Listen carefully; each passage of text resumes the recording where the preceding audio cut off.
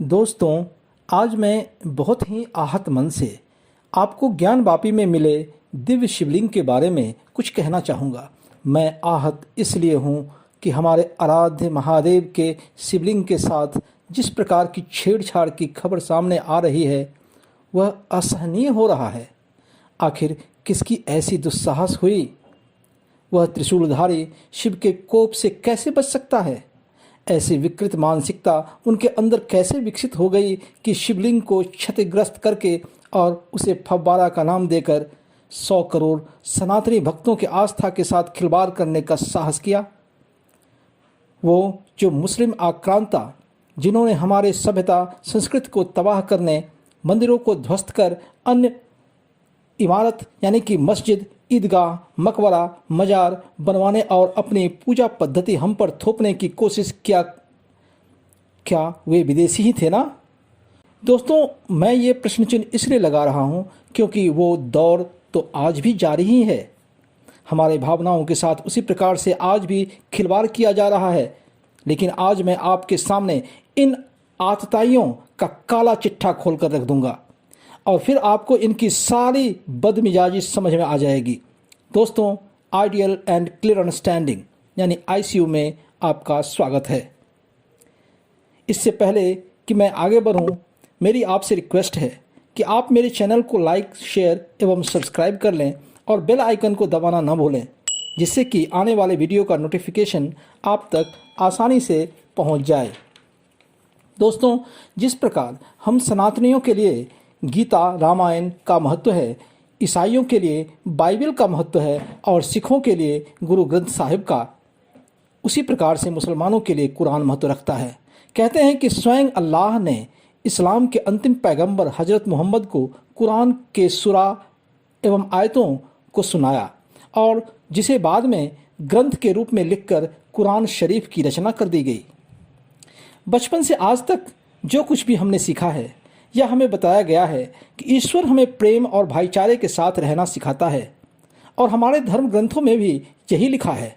लेकिन मुझे ये समझ में नहीं आता कि क्या अल्लाह या ईश्वर हमें लोगों का कत्लेआम करने, महिलाओं, बच्चों के साथ दुर्व्यवहार करने, आतंक फैलाने एवं दूसरे धर्म वालों से नफरत करने की इजाज़त दे सकता है? इसके बारे में जो मैं इस वीडियो में खुलासा करने जा रहा हूं, इससे आप भी चौंक जाएंगे और आपकी रूह कांप जाएगी। और मैं जो कुछ भी बताऊंगा वो अपने मन से नहीं बताऊंगा, बल्कि सबूतों, साक्ष्य के आधार पर कहूंगा। दोस्तों, कहते हैं ना, हमारे संस्कार घर से बनते हैं और घर का संस्कार धार्मिक विचारों से बनता है। यदि आपको शुरू से ही कहा जाए कि केवल अल्लाह ही ईश्वर है और इस्लाम ही एकमात्र सही धर्म है, इसलिए हमें दूसरे धर्म का विनाश करना चाहिए, हिंदुओं और मूर्ति पूजा करने वालों से नफरत करनी चाहिए, उन धर्मावलंबियों का कत्ल कर देना चाहिए, इससे अल्लाह खुश होंगे और ऐसा करने वाले को जन्नत यानी कि स्वर्ग में अल्लाह की ओर से इनाम मिलेगा, तो आप क्या कहेंगे? जी हाँ, आपको शायद विश्वास न हो रहा हो, लेकिन यही सच्चाई है। कुरान शरीफ की कुछ आयतें, यानी हम दोहा या श्लोक कह सकते हैं, ऐसी हैं जिसमें मूर्ति पूजा करने वालों अर्थात मुसलमानों को छोड़कर सब जितने हैं, हिंदू, सिख, ईसाई, बौद्ध, जैन इत्यादि से सीधे नफरत करने की बात लिखी गई है। उसमें कहा गया है कि जो कोई भी इस्लाम नहीं अपनाता वह काफिर है और काफिरों को जिंदा रहने का कोई हक नहीं है, इसलिए उन्हें जहां देखो उनका कत्ल कर दो, उनके महिलाओं और बच्चों के साथ दुर्व्यवहार करो जिससे कि उन्हें सबक मिल सके।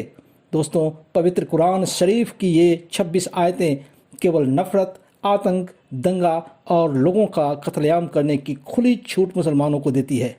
इसलिए इस्लाम के अनुसार हम सनातनी इनके दुश्मन हैं और इसलिए शायद हमारे धर्म से, हमारी मंदिरों से, हमारी देवी देवताओं एवं शिवलिंग से इनको इतनी ज़्यादा नफरत है।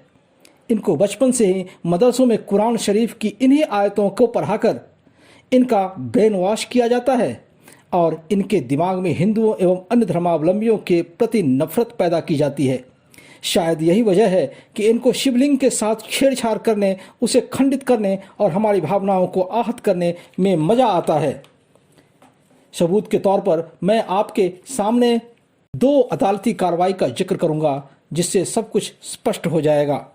पहला है श्री इंद्रसेन, जो कि तत्कालीन उप प्रधान हिंदू महासभा दिल्ली में थे, और राजकुमार ने कुरान मजीद की कुछ निम्नलिखित आयतों का एक पोस्टर छापा, जिसके कारण इन दोनों पर इंडियन पेनल कोड की धारा 153A और 265A के अंतर्गत मुकदमा चलाया गया।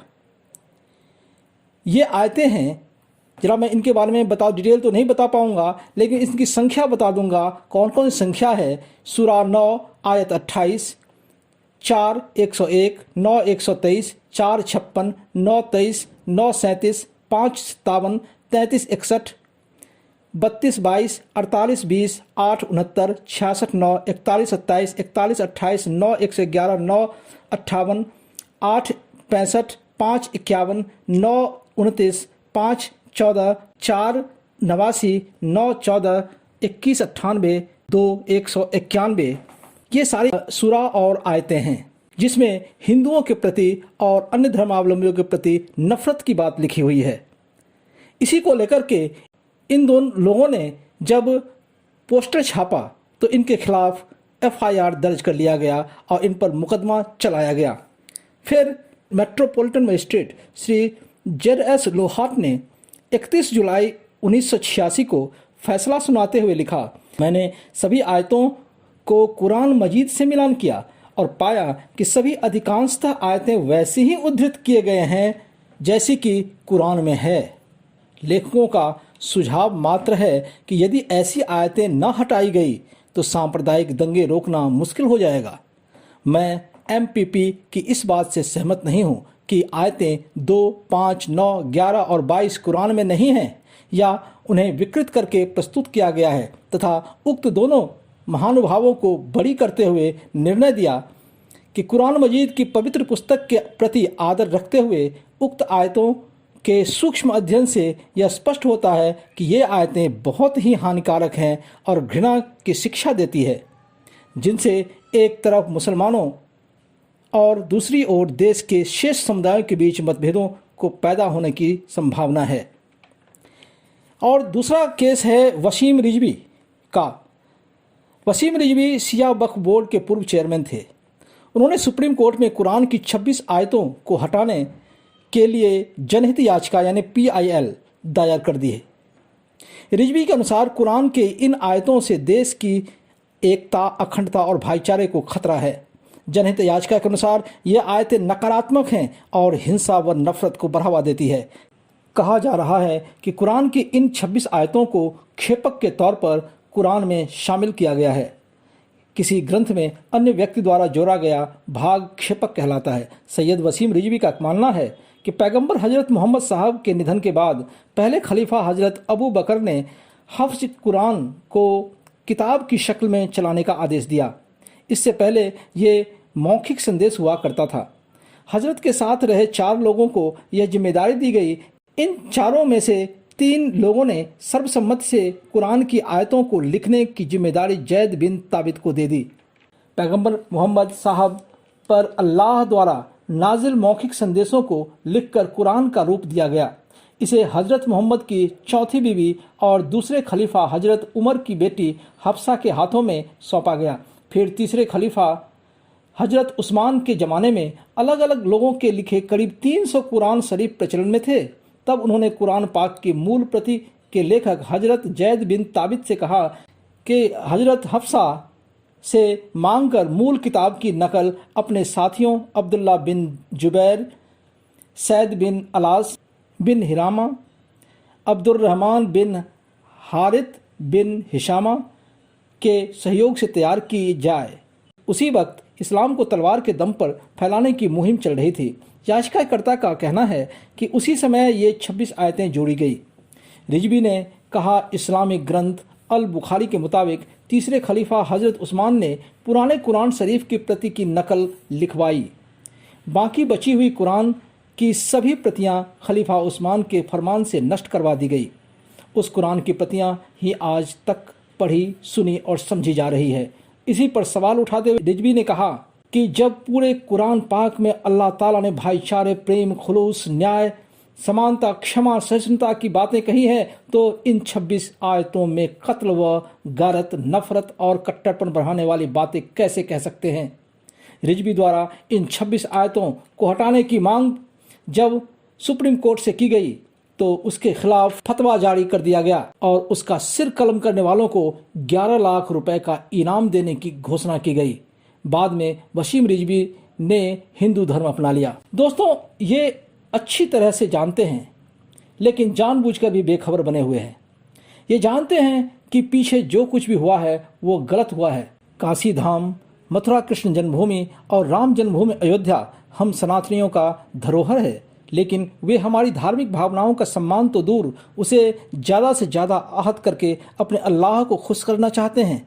इन्हें समझ लेना चाहिए कि सत्य न छिपाए छिपता है और न मिटाए मिटता है, क्योंकि सत्यम शिवम सुंदरम, अर्थात सत्य ही शिव है और शिव ही सुंदर है। संसार में बाकी सब बेकार है।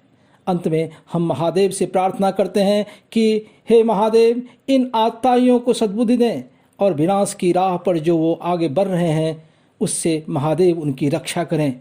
ओम नमः शिवाय। दोस्तों, आपको ये वीडियो कैसा लगा कमेंट बॉक्स में अवश्य लिखें।